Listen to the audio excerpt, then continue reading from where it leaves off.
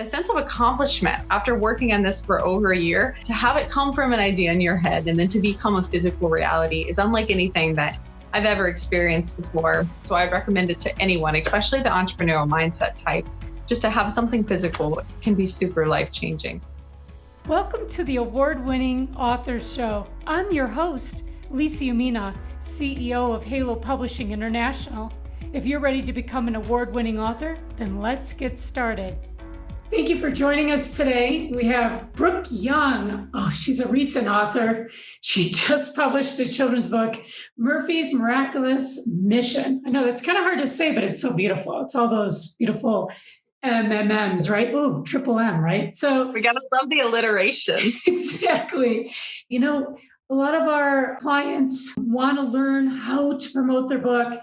What does it take? Is it a full-time job? All these things that come back to me after they have their book in their hand. So I thought, who better to ask than Brooke Young, who I'm just so blessed in so many ways that I not only have her as an author of Halo, but she's become a dear friend to me. And we've worked on some amazing projects already, and she'll talk about that in a second. So talk to us, Brooke, a little bit about this story. Like, why did you want to write a story like this? Absolutely. And I'm going to show you my colorful little book here, just so that you have an idea of what I'm talking about when I talk about it. I'll flip it over on the back too, just so you can see it real fast. As you know, everyone's favorite character, we have a lovable dog. So it actually came from my real life experiences when I was 8. Now, most 8-year-olds are running around playing soccer with their friends or playing video games if you're more of a video game person. But when I was 8, I was doing something very unique. It really touched my life. It changed my life. And I wanted to share that story. And, you know, in conjunction with my grandpa, who has recently passed away, and the book is dedicated to him. About 2.5 years ago, he did pass away. We trained our golden retriever. Her name was Molly, and she was the best dog in the entire world. Anyone that has had a retriever of any sort will tell you they are the sweetest, most lovely dog. We knew that she had this wonderful personality. She was loving, she was kind, and she loved to just jump up and wiggle with everyone that she met.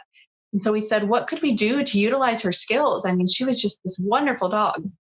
And so we realized that we could train her to be a therapy dog. Now, something that people get confused with is service dogs versus therapy dogs. Service dogs are more oriented to helping one person, you know, with seeing eye dogs, deaf eye dogs, or emotional support animals, whereas therapy dogs want to help a broad range of people. They want to help kids in schools, people in nursing homes, people in hospitals. And so we trained her to be a therapy dog, which took about 6 months.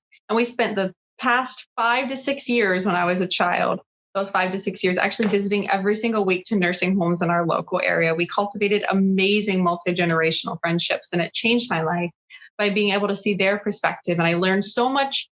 I learned about the Korean War, the Vietnam War, the Great Depression in a real life perspective, things that I would have only heard about in history books.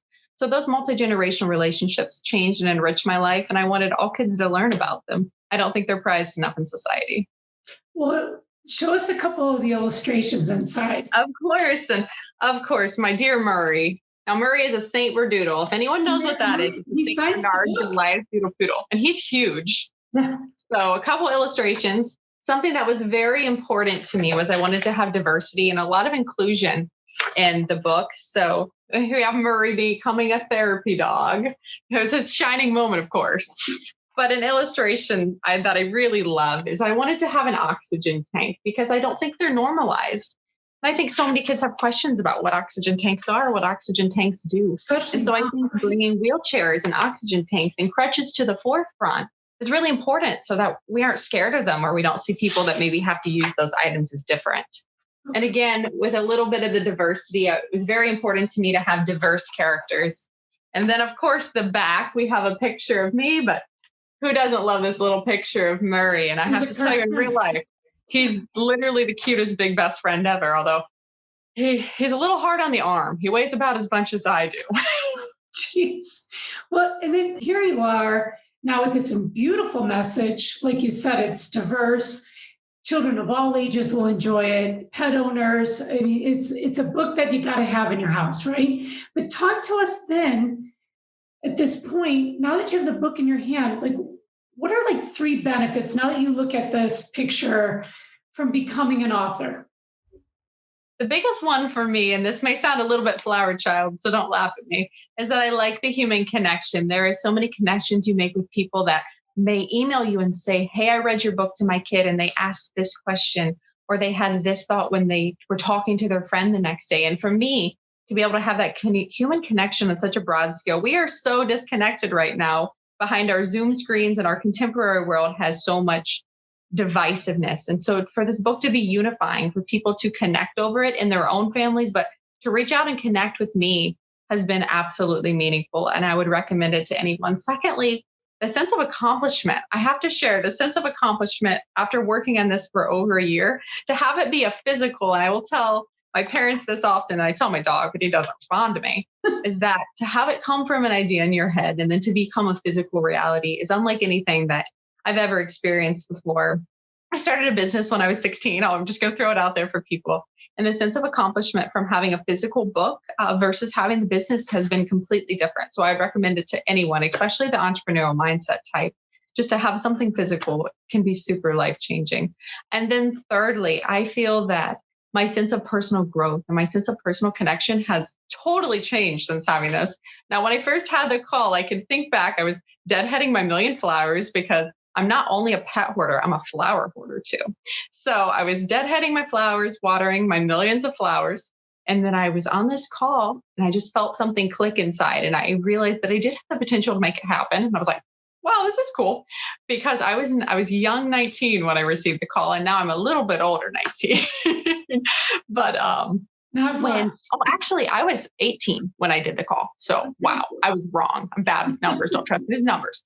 So I received this call, and it was amazing to me, the personal evolution from that point when I was deadheading those flowers to now being able to talk about it and to being able to share the message with a physical reality to kids, which was something that meant a lot to me. I wanted to be able to share it with kids, and I wanted it to be sincere, to say, hey, I really did this. You can do it too, with electronics, robotics, art, music, dancing, whatever way you want to serve people, you can serve people in your own way. So it's been a big transformation from that point. All three are huge benefits. Huge. And just to recap, like Brooke had said, the important thing is, and it is about connections. It's partnerships. It's networking. It's getting out there in social media, even making bigger connections, because now you have a book. You're a published author. You're not just a writer with the story in your head. You got something very physical to be proud of.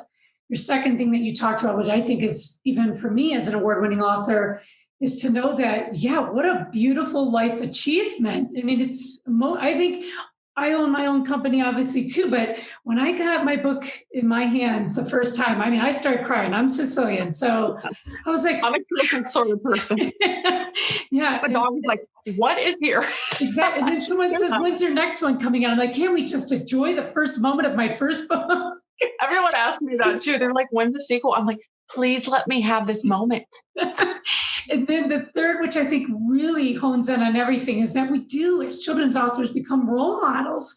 We have to live up to what we just preached and put out there. And so your beautiful, your heart, your passion, I know many, many children are going to enjoy once we get out of the pandemic.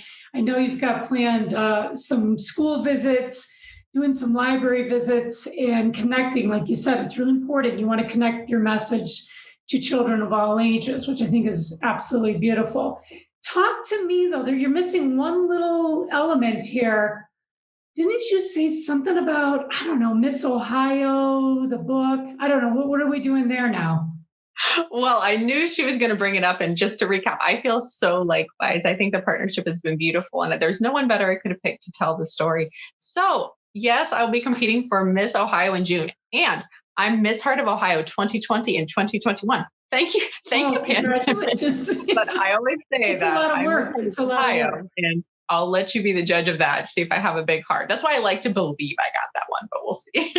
No, so my platform is fostering meaningful interactions between generations. Now, this is obviously unique. A lot of people do cyberbullying platforms. A lot of people do regular bullying platforms or animal advocacy platforms, but no one has my platform, which is multi-generation. I'm passionate about putting people in different generations and interactions and ways to interact with one another and create meaningful relationships to enrich their life. Something that I did with that before I had my book. Well, I was working on the book at this point.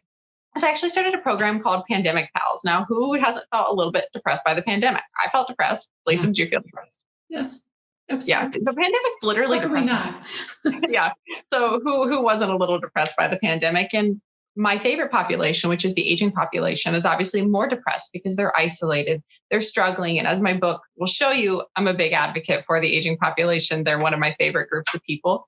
I know, and I have a lot of connections with them here in my state of Ohio. We love you, Cleveland Browns and Ohio State Buckeyes. Big football fan. So Him too. I knew that they were isolated. So something that we actually started was a 168 participant pen pal program that is still going on today. And people write letters and correspond with one another just to ease a little bit of the isolation and the loneliness. I've heard from multiple groups, both from the young women, 168, and from the elderly people as well, that many of them cried when they received letters. There was a man that hadn't received a mail in 43 years.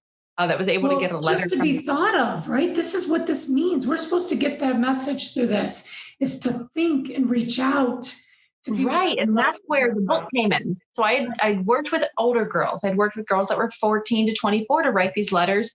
And the program went phenomenally well, but I knew I had nothing for younger people.